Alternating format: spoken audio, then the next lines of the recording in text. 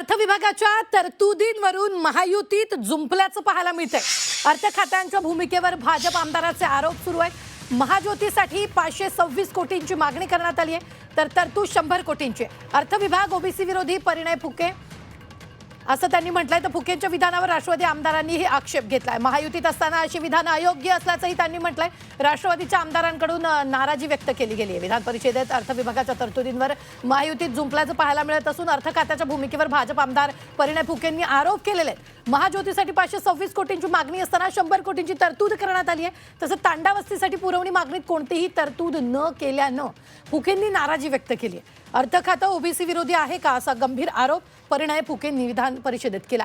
फुकेंच्या विधानावर राष्ट्रवादीचे आमदार अमोल मिटकरी आणि विक्रम काळेंनी नाराजी व्यक्त केली आहे।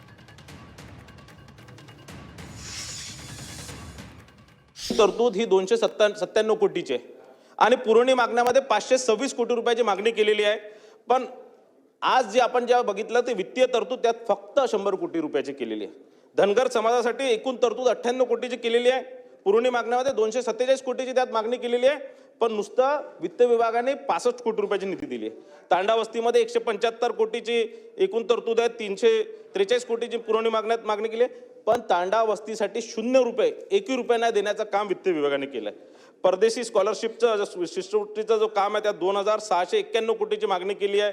1337 कोटीचा पुरवणी मागणी केली आहे, पण फक्त 632 कोटीचं वित्त विभागाने मंजूर केले आहे। आणि वसतिगृहामध्ये 128 कोटीची मागणी असताना फक्त 10 कोटी रुपयाची निधी वितरित करण्यात आलेली आहे। मला असं वाटतं महाराष्ट्रातल्या वित्त विभाग हा ओबीसींच्या विरोधात आहे की काय असं या माध्यमातून प्रश्न पडतो।